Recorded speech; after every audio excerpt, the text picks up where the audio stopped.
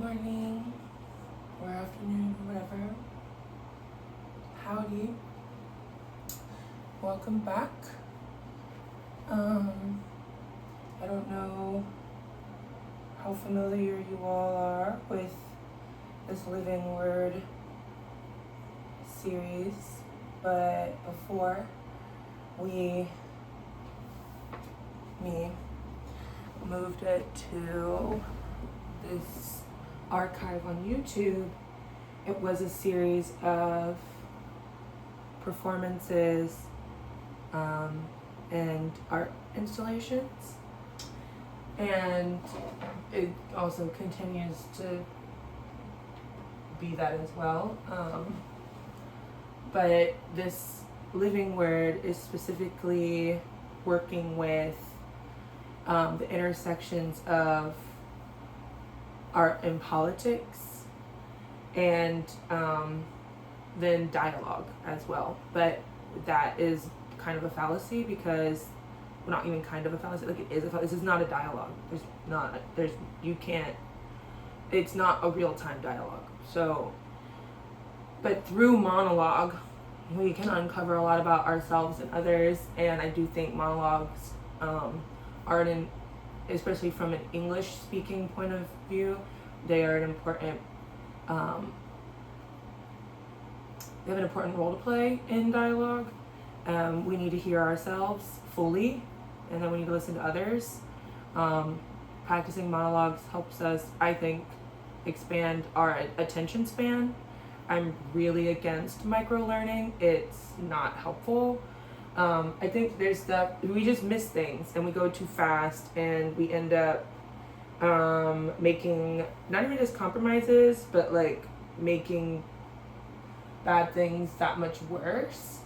And good things, like we make good things cheap with this instant gratification and impatience culture that we have created here due to consumption. And not just consumption, but a lack of understanding process and a lack of having to spend time and gaining understanding. And understanding is something that is built out of relationship, and it is a living process.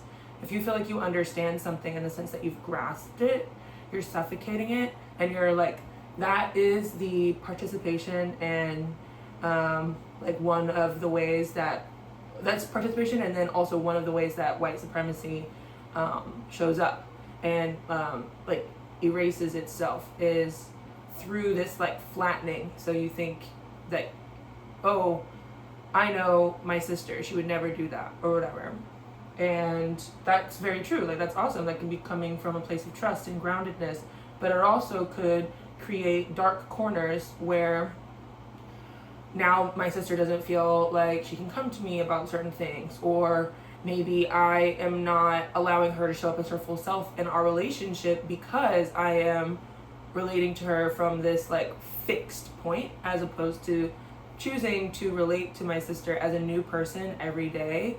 And this is how you get stagnant in like marriages or jobs or with your own self. But anyway, I say all that to say, welcome.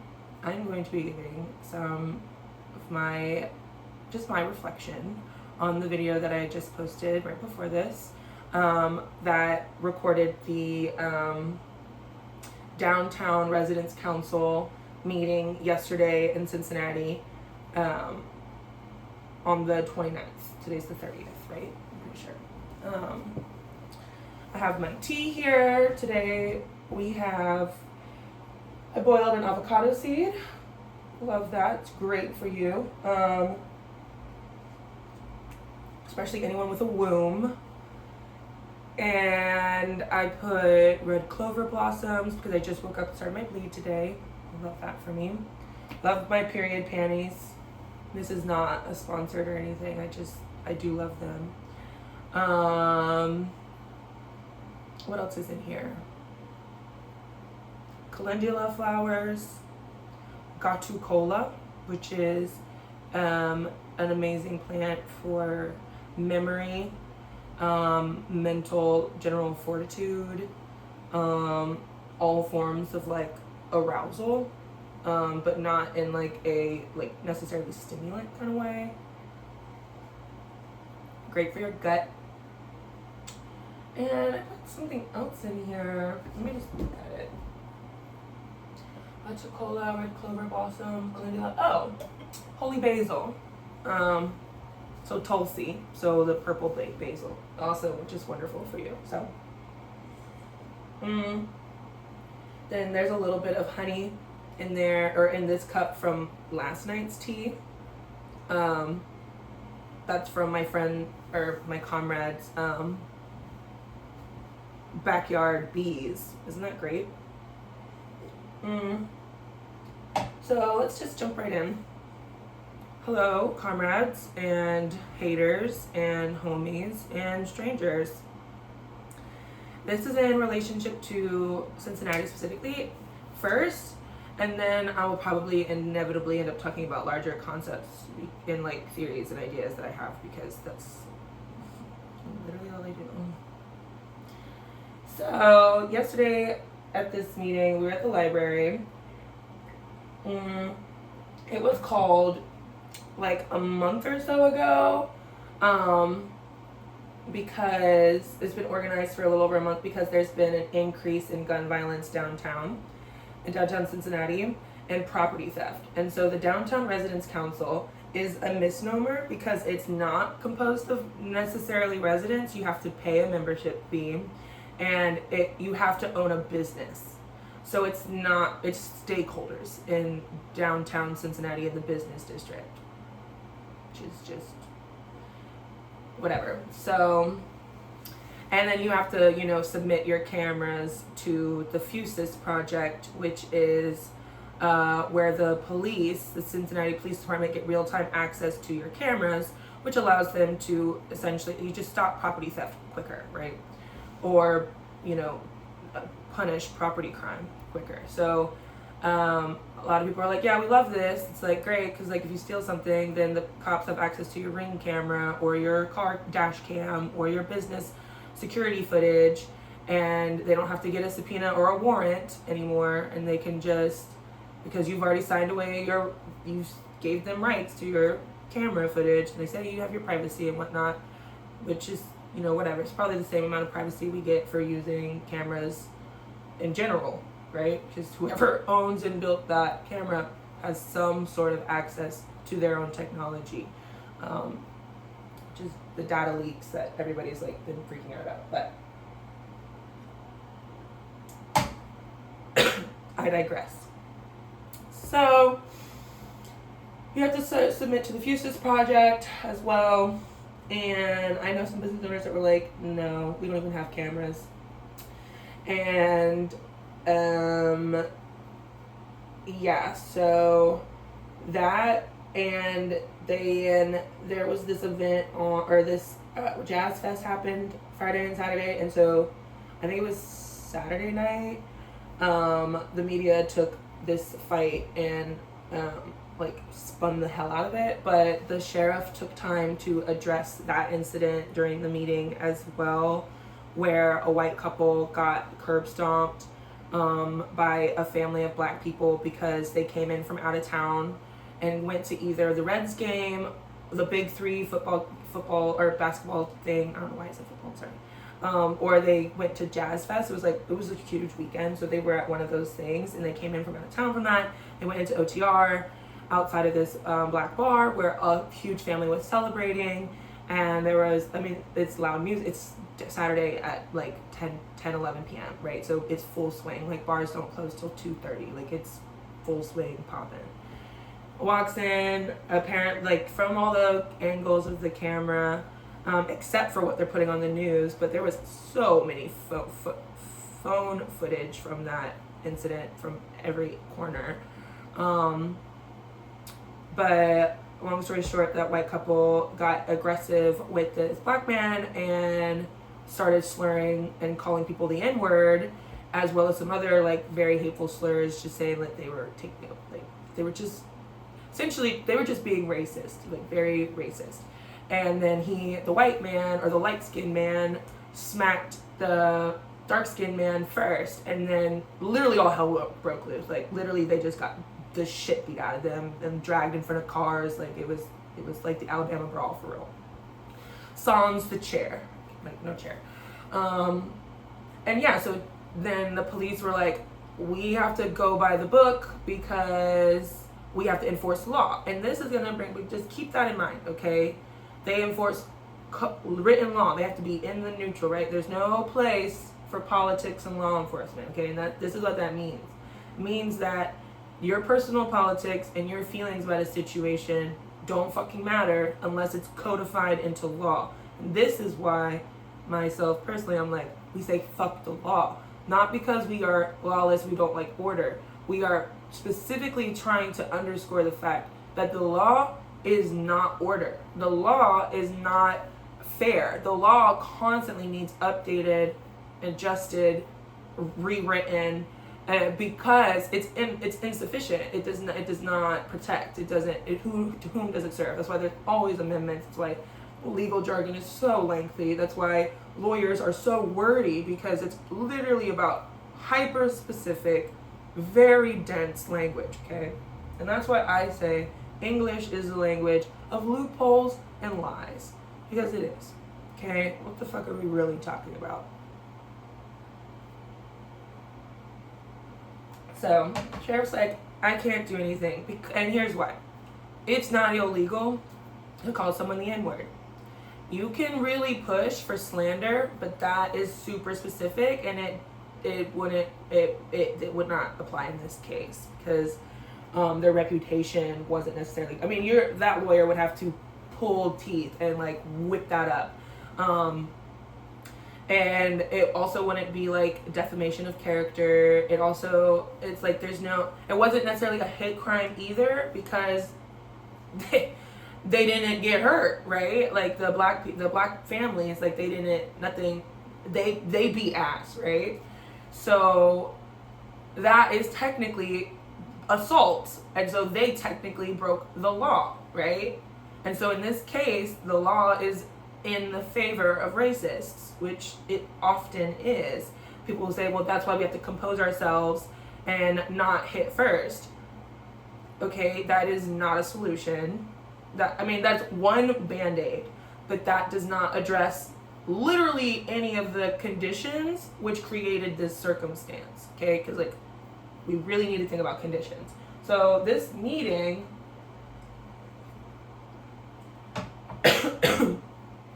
was meant to address these conditions, okay? That they are saying this is creating these problems, okay? It's summertime, so when school's out, violence always goes up. Like gun crime and property crime always goes up. And that is what the city, cares about, right? They care about the stakeholders. They care about tourists. And so this is where we have to understand it's the capitalist dollar, right? Okay, so there was a lot of people, a lot of old white property owners in that space. And they kept using this language of like, it really was like, it's kind of crazy, because the 3CDC CEO, who I specifically targeted, because I needed him to see my face, and I introduced myself, I cut in front of all these people that were shaking his hand with like Freemason pins and shit, because I don't care about your conspiracy, and I don't care about your colleagueness, and I don't care about your clout. I'm here as not a power move, but because of my spirituality practice, it's really important for me to go up directly to what I want and name it. And so I did that. I told him, I need you to know my face. I'm going to be buying your building soon. He laughed, and I just smiled, and I like tapped his chest with a wink. And he was like, I said, I have big plans, something like that, as I walked off. And he was like, well, good for you. And then he like chuckled and like turned back to these older white men. I don't care. But I targeted him specifically because they put like $2 billion in development into this city over the last 10 years. Okay, that's a lot of money. Like we have a strange amount of billionaires per capita, and he's one of them. And we have in Cincinnati, which is just crazy. So he was bragging about these numbers that 25% of 3CDC businesses are black owned, which is false because they're not owned. They're black operated. 40% are women owned, which is false. They're women operated. Because if you're paying rent, you're not a business owner. Like, you're literally, it's the same way. I do not own this house. This is my house. I live here. I do not own this. I couldn't call myself a property owner. I pay rent. Like, this is my house. My landlord does have to ask before he comes in, but at any moment he could kick me out because the law in Ohio protects employers and landlords. They do not protect workers and tenants. The landlord can not fulfill anything, and you can be kicked the fuck out, and you will lose your case. Now, there are housing unions that will fight nail and tooth for you and advocate to the city, but the city itself is under zero requirement or pressure to side with you. And neither is our local government, because the city and the government officials are separated, which is crazy. Like, the prosecutor is different than the city manager, is different than the mayor, is different than the Hamilton County Sheriff Office, is different than the Cincinnati Police Department, and they do not communicate between each other.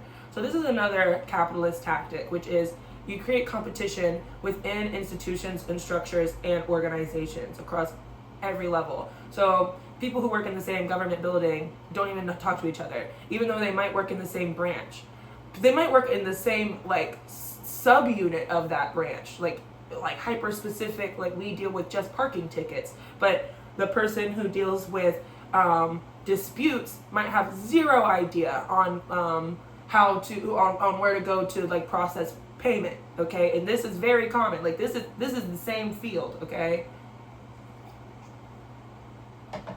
so what we get is mass confusion. We get exclusion, gatekeeping, exclusionary tactics, and then that creates the perfect ground for more distrust and division, because we simply haven't built relationship with each other. We can't put faces to names, right? So now communists are terrifying because you don't know what they look like.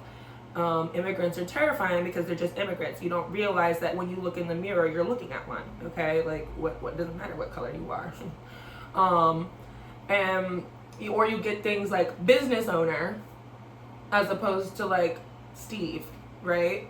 And yes, there's weight to title. I'm not trying to minimize that in any way, but I'm also saying it's a capitalist and white supremacist tool to use titles and to dehumanize, whether that's putting them up on a pedestal or putting them in the gutter, okay? Because both is a dehumanizing tactic, right?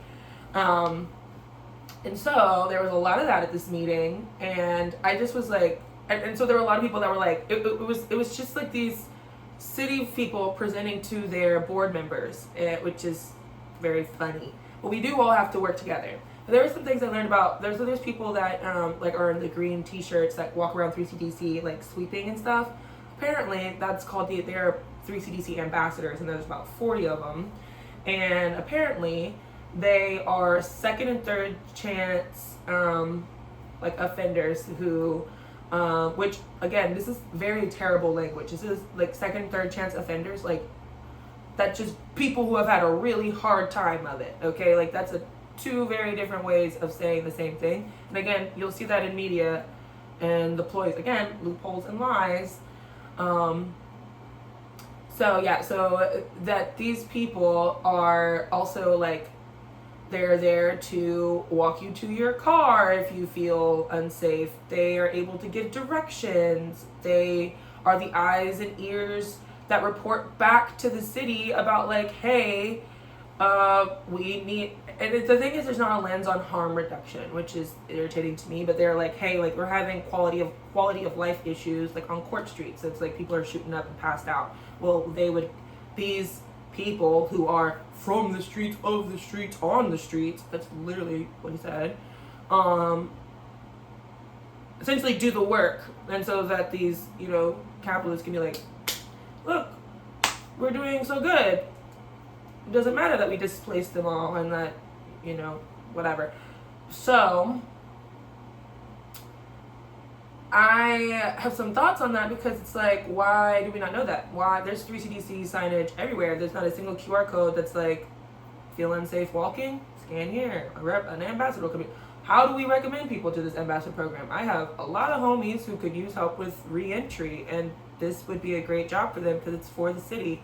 And I'm not, as an abolitionist and as a socialist, I would just like to be transparent and say that all of these reforms and all of these like democratic, free market, capitalist things, like they're still always it's inevitably going to regress. We're seeing this in Germany, we're seeing this in France, we're seeing this in Canada. Okay, these are capitalist economies that have free healthcare for all. They have like streamlined transportation that is much more affordable. They have but they are still undergoing housing crises. They are still experiencing economic turbulence from all the war that all the proxy wars they keep funding and stuff, and so it's an inevitable thing. Like, we can alleviate it a little bit, but at the end of the day, the capitalist system is lecherous, and it will always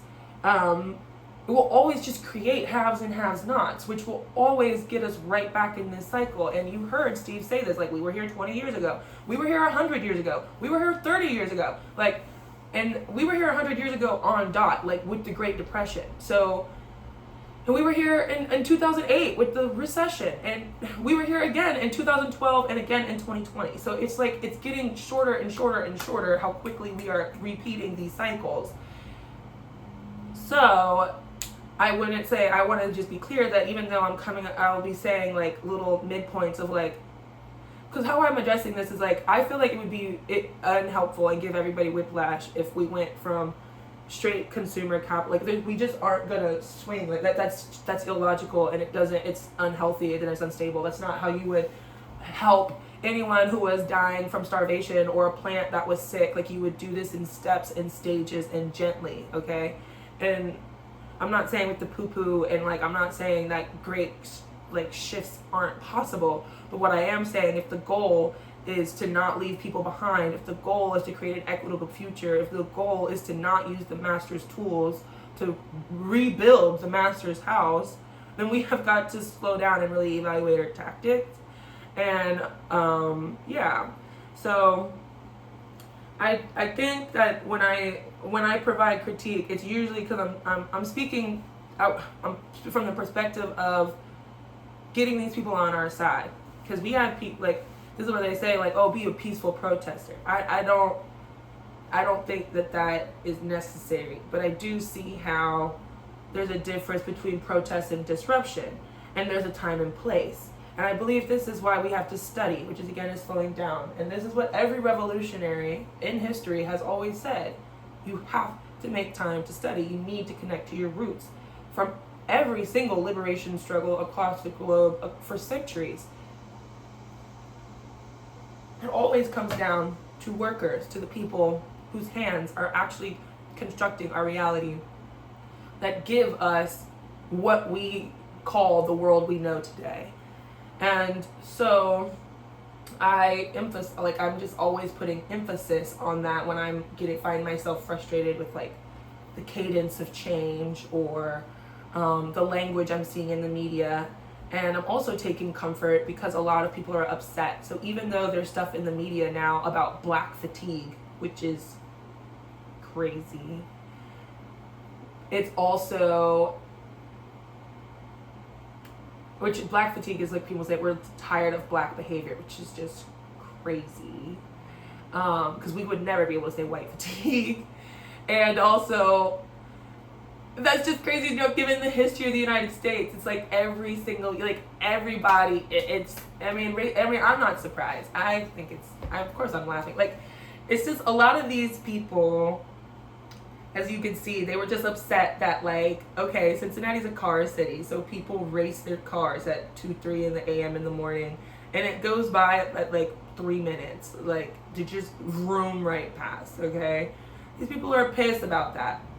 I think that's hilarious. Like, that's their number one concern, right? Not the 16-year-olds, the 13-year-olds, the 14-year-olds who literally get shot every single summer right outside of Somerset, Alice, all up and down those bars They don't care about those black babies that are getting killed.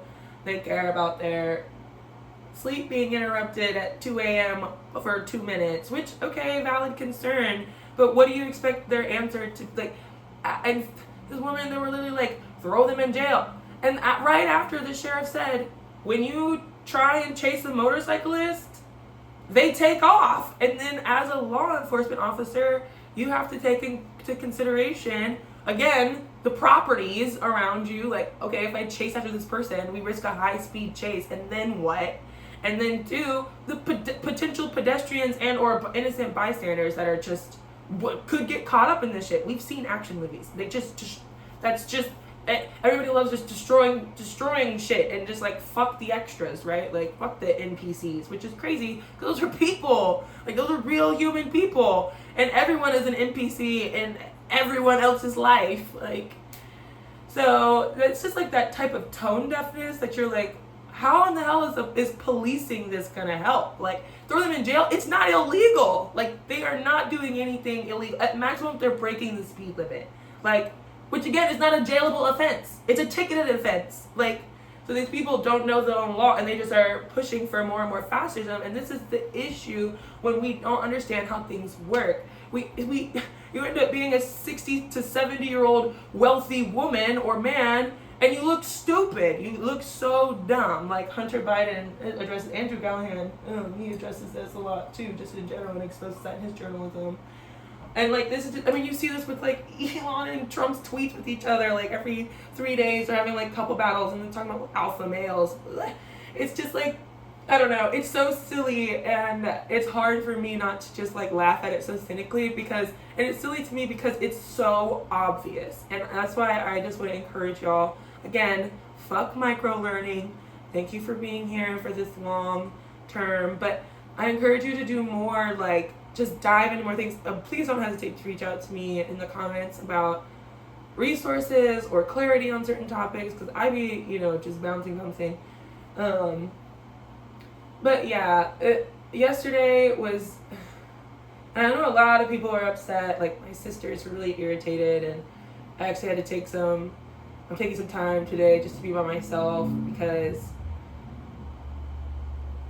there's just so many, the exhaustion, not of myself, but of others, is interesting to be around. People are very irritated, and it's interesting trying to collaborate with people when they're irritated and try and find solutions, because everybody in America that I'm seeing is either like really good at lying and not regulating their emotions, like so they just don't feel them and they just do logic, or they're incapable of, or not incapable, or they just like really struggle with being able to articulate themselves, like actually say what they gonna mean to say, right? Because you can be emotional and you can say some stuff, but it's not actually representing literally what you're trying to get across. And both of those, to me, both of those iterations are the same iterations of the same thing, which is we need to slow down and figure out where we're at, how we feel, and like what our actual goal is, and breathe.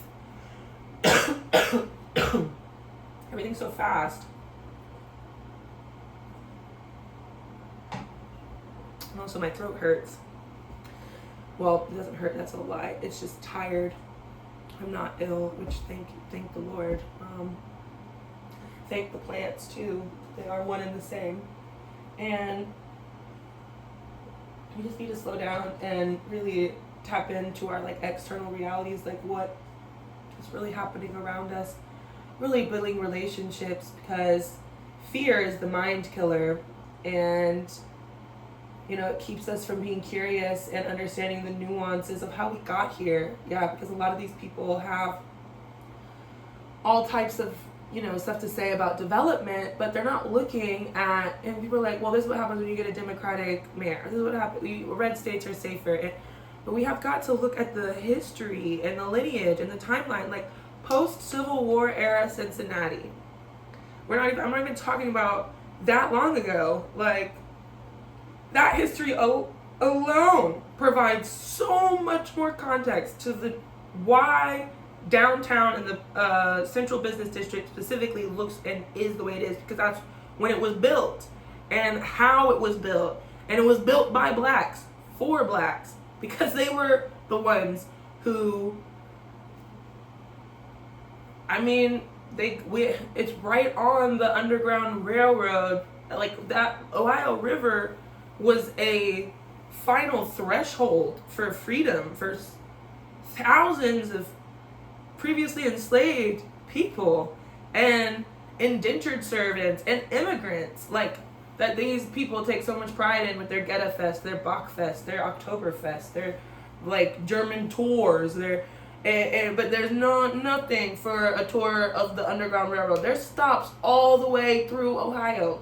We have a freedom center. And anyway, I'm digressing. But what I'm saying is, you have got to tap into history. If you don't want to read a history book, read the book Sula, S-U-L-A, by Toni Morrison. It was written about Cincinnati. From what I understand, from living here and from reading about the landscapes and stuff and reading the book, I'm like, this is Cincinnati. Like, it has got to be Cincinnati. And yeah, it was. So, and it's a fiction, but it's also, I mean, it's a historical fiction. So, I don't know. I think that we have got to root ourselves in our own personal practices of well-being. We need to understand that taking care of myself is taking care of others. Taking care of others, taking care of myself. We need to generally slow down, and we need to make our faces present. If there is no way you're going to get out of having a conversation, it doesn't matter what your politics are, whether it's fuck politics, I'm a liberal, I'm a progressive, I'm a Democrat, I'm a Nazi, I'm an incel, I'm an alien, whatever. You're never going to get out of the conversation. Like, you're always going to have to participate and reflect. Like, and if you can't have those skills, then we can't be comrades. Like, we can't be I can't even say can't, because it's not even my choice. It's like, you will simply fall off. Like, it's not about survival of the fittest. It's natural selection, where humans are communal creatures. You cannot survive as an island unto yourself. There are people who are hermits, sure, and still you are dependent on the world. You need to eat. It doesn't matter if you eat shit or dead animals. You still need to eat. You're dependent. If you eat shit, you're dependent on something to produce that shit. like, so the more we can understand this truth, this inseparable truth, these inseparable truths, just in general, if we can focus on inseparable truths, which are, there's many, but like, the one I'm talking about is like, matter cannot be created and destroyed, and we're all we have. And we have everything that we need.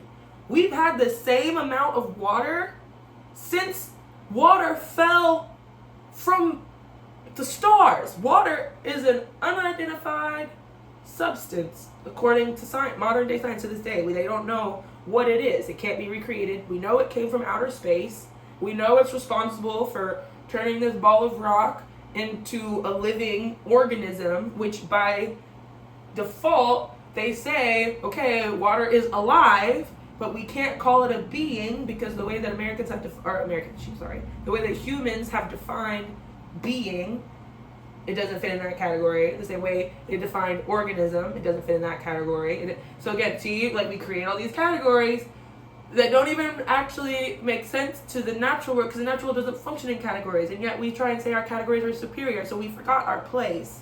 We forgot that it's a constant looping, that at every point we are equals, and at every point we are interconnected. And because of that, our logic games are illogical. We keep putting business in places it doesn't belong. That's bad business. It's why capitalism can work for like a personal money practice as a choice, but it cannot work as a sustainable economic structure. So levels, layers, choices.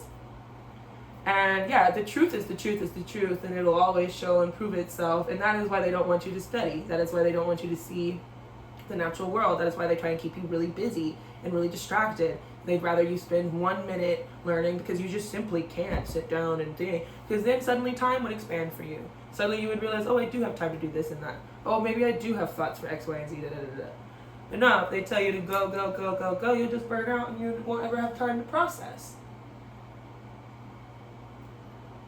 Every machine, we know this with every machine. We know this with every, we see this reflected in the external world. And yeah, so that's what I would say, you know, reflect yourself in the external world and then also reflect on that. Reflect. And I guess that's the end of my reflection because my digestion's going now. Shout out to the tea, so I'm getting kind of hungry.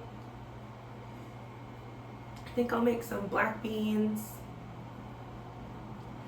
and maybe put it on some sprouted toast. I love black beans on toast. Sprouted bread toast is so good. And then I'll make a vegan Greek yogurt bowl. Very delicious. Some like pumpkin seeds, maybe some dried figs, some apple, some flaxseed, a little bit of maybe some pecans or something, some kind of nut. I got some nuts. Doesn't sound good? A little gut health. Yes. Yeah. I'm gonna spend the rest of my day crafting, I think. Sounds nice. Drawing, crocheting, sewing. Maybe I'll go to the pool. I have a socialism meeting later, which I'm very excited. We're planning our Black August event, which is very exciting. Black August is really important and you should look it up. And yeah, that's kind of my day. Not that any of you asked, but that's the life of an artist, and that's the life of opening yourself up to your dreams and knowing that you are inherently intrepid. INTREPID. And know that life is yours. Embrace your privilege, babe. You're not where you once were, no matter if it still terrifies you, no matter if you still feel like you're reliving it. You're not where you once were, and you're not where other people are. So recognize your privilege. You cannot let yourself be bogged down by the situations of others. Like, yes, empathy, absolutely. However, like, free Palestine, free Sudan, free Congo. And also, I don't live in those places. So I cannot walk around here acting like I don't have the privilege of being in my luxurious home. I'm not a billionaire. I have maybe $400 in my savings account right now. Like, maybe. But my rent's paid. Next month's rent's paid. My utilities are cool. I'm well. I'm not starving. This is wealth, whether they want you to believe it or not. You got to tap into your perspective, or else you just perpetuate your own hypocrisy and systems of violence, and you stand in your own way. And that, my dear friends, is privilege. We all have it. I love you. And I'm out of here.